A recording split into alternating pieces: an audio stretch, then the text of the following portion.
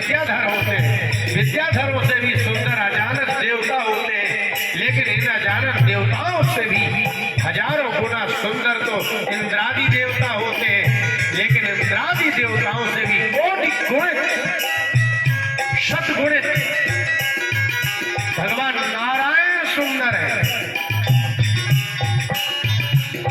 त्रिभुवन सुंदर त्रिभुवन कमलम कमाल वर्णम।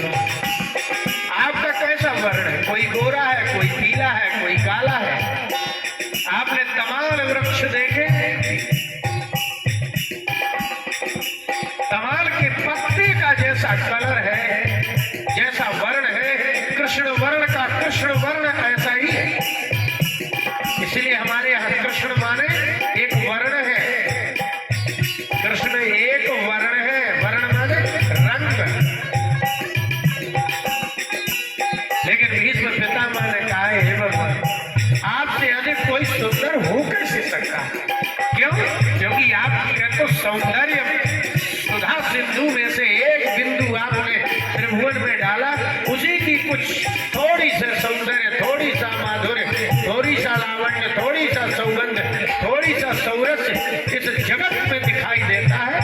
आप जैसा सौंदर्य माधुर्य, आप सौंदर्य छवि सुधा सिंधु है। इसलिए किसी गड्ढे में जल हो और कहीं समुद्र का जल हो, कोई गड्ढे से अधिक हो तो कुआं का हो, तालाब का हो, इससे भी अधिक गंगादी नदियों का हो। लेकिन गंगादी नदियों का समावेश जिस सिंधु में होता है, उस सिंधु से अधिक जल तो संसार में किसी में हो ही नहीं सकता, होता ही नहीं। इसलिए उन्होंने कहा, त्रिभुवन कमलम कमाल वर्णम। आप त्रिभुवन मृत्युलोक में, स्वर्गलोक में देवाधिदेव इंद्रादि देवता, उनकी अप्सराएं, उनसे भी अधिक सौंदर्य माधुर्य पाताल आदि में भी लोकांतरों में सौंदर्य होगा। पाताल की स्त्रियां पुरुष, स्वर्गलोक की स्त्री पुरुष, मृत्युलोक की स्त्री पुरुष, इन तीनों भुवनों में कोई संसार में ऐसा नहीं जिनका सौंदर्य कम न होता हो। ऐसा कोई है नहीं जिनका माधुर्य सौंदर्य क्षीण न होता हो। ऐसा कोई है नहीं जिसका सौंदर्य माधुर्य न्यूनाधिक न होता हो, कम न होता हो। ऐसा संसार में कौन है जो सुंदर पैदा होता हो, सुंदर रहता हो, आमरणांत सुंदर रहता हो? संसार में कोई है ही नहीं।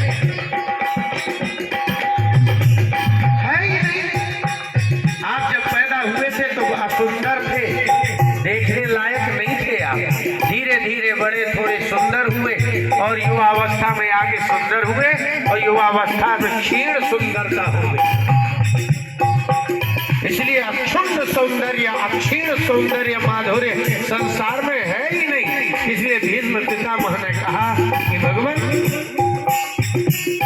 त्रिभुवन कमलम कमाल वर्णम रविकर गौरव राम परम दधाने। और आपका पीताम्बर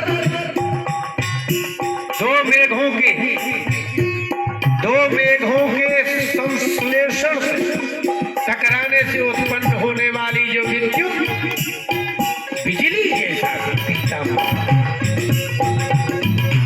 भीष्म पितामह पड़े हैं सरसैया पर, उन्होंने पीताम्बर कैसा देखा? रविकर, रवि सूर्य के जैसी किरणें चमकती है, ऐसा गौर वर्णांबर धारण किए हुए नाथ। बपुरल का खोला प्रतान नाम विजय साखे राति रास्तु में नमत्या। बपुरल का खोला प्रतान नाम। आपका बपू इतना सुंदर है और आपके नेत्रों के ऊपर ये जो बालों की जो अलकावली बड़ी सुंदर सुंदर है, लटें लटकी हुई है, वो भी काली काली, ऐसे लगता है जैसे भ्रमर समूह हो।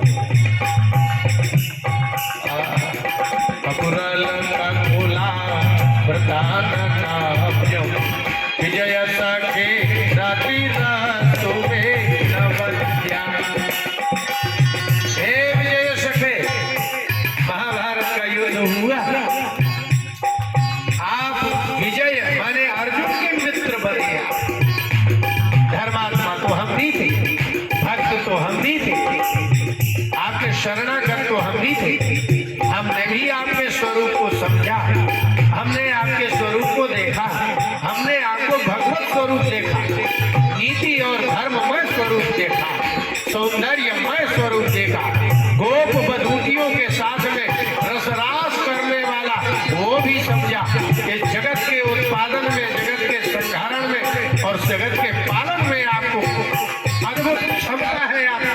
आपसे ही जगत उत्पन्न होता है, आप ही इसका पालन करते हैं, आप ही संहार करते हैं। ये सब स्वरूप सर्वस्वरूप का ज्ञान होने के बाद भी लेकिन भगवान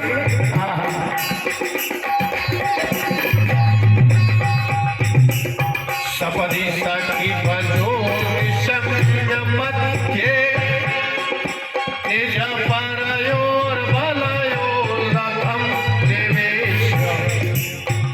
आप अर्जुन को लेकर के आए, दोनों तरफ सेनाएं निज परयोर बलम, दोनों सेनाओं के अपनी और पर शत्रु की सेनाओं के बल माने सेना के मध्य में आपने रथ खड़ा किया। सपदी सखी बजो निशम्य मध्य। जब अर्जुन ने कहा कि कृष्ण मध्य में खड़ा करो रथ, मुझे देखना है, आपने खड़ा कर दिया। और जब देखा तो कुछ और हुआ। हमने तो सोचा कि आपने गीता सुनाई। स्थितवंती पर सैनिकायुरक्षणा रथवती पार्थ सखे रतिर्ममास्तु। आपने क्षणा आपने हमारी सेना की ओर जैसे ही ऐसी दृष्टि डाली। अर्जुन ने कहा था कि मुझे देखना है, लेकिन आपने हमारी सेना में जैसे ही दृष्टि डाली तो हृतवती आयु, आपने तो सारे हमारे योद्धाओं की आयु का ही नाश कर दिया। आपका चातुर्य माधुर्य से भी अति विलक्षण है। आपका माधुर्य है, आपके माधुर्य को देख करके तो बड़े बड़े महामुनि निर्मलात्मा परमहंसगण अपनी समाधि निष्ठा का परित्याग करके, निर्गुण स्वरूप का परित्याग करके सगुण स्वरूप में आ जाते हैं, आपका ध्यान करते हैं। लेकिन आपने आश्चर्य कर दिया। माधुर्य से अधिक चातुर्य आपने हमारी सेना को देखा। सेना को देख करके आपने उनकी आयु ही छीन ली।